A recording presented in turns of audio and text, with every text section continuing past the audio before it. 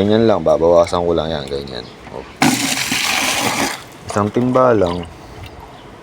Ganyan lang. Checkin mo lang kung may madadamay kang fry. Wala, o, di ba? Mas mabilis yan.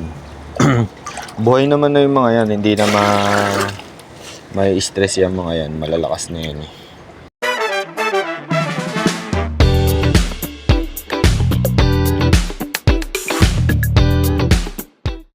Yun oh. Good morning guys. So, kakatapos ko lang magpakain. Magwa-water change tayo sa mga nagtatanong kung paano ako mag-water change ng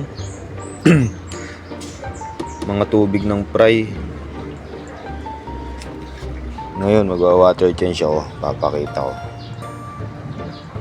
Ang lalaki na itong mga ijajaring ko. Ito yung sinabi kong maliliit nung 2 months. Ayan oh.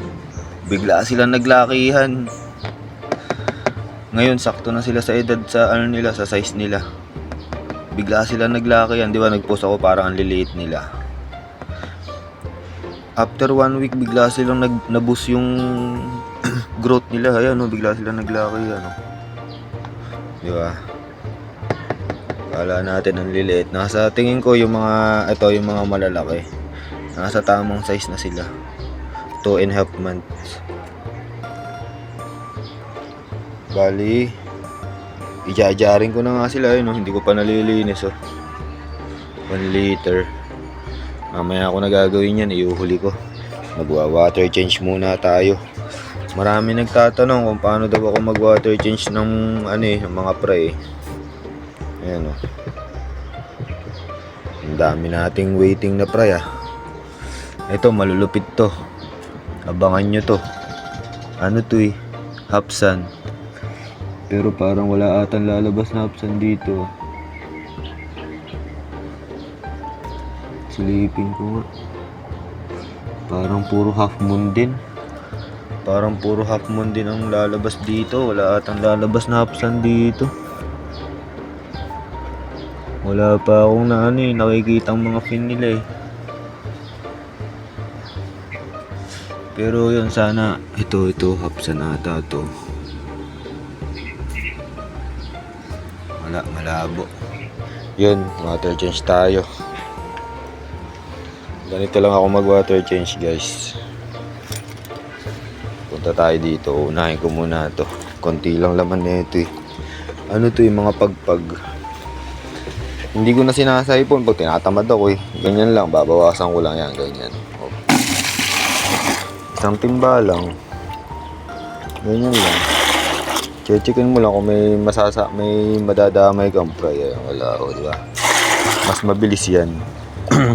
Buhay naman na yung mga yan, hindi na may stress yung mga yan, malalakas na yan eh. Kasi 1 month na mahigit yan na March 8.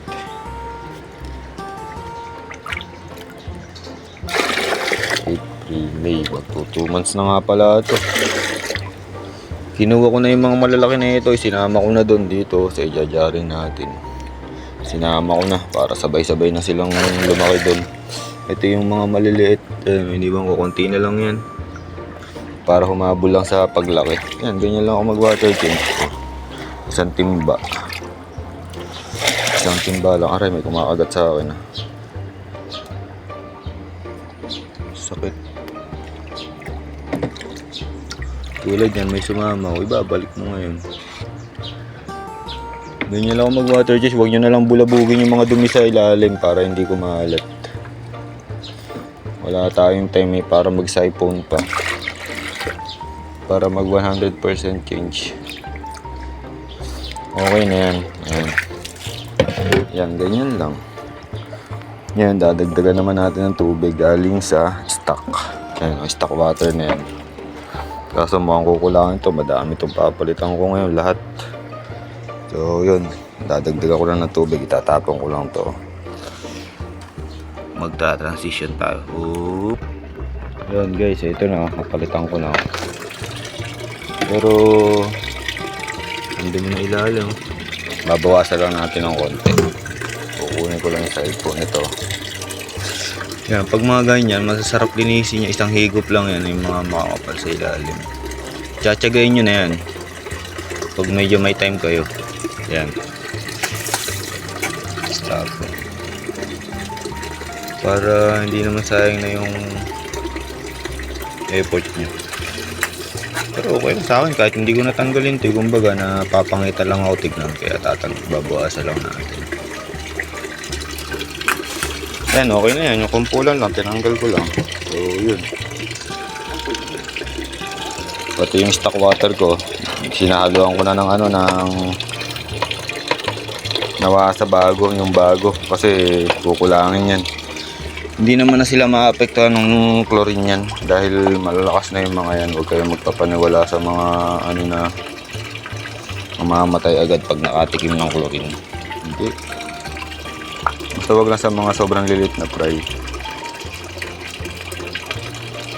Ayan, ganyan lang, daan-daan lang. So yun, hanggang dito na lang. At masyadong haba yung video natin. Yan, ganyan lang gagawin ko sa lahat. Dagdag bawas lang, tapos asin. Mamaya lalagyan ko lahat din ng asin ulit yan. Yun lang. So yun, aanin ko muna ito para mabilis ako. Hawak ko kasi itong cellphone ko. Hanggang dito na lang muna. Fish.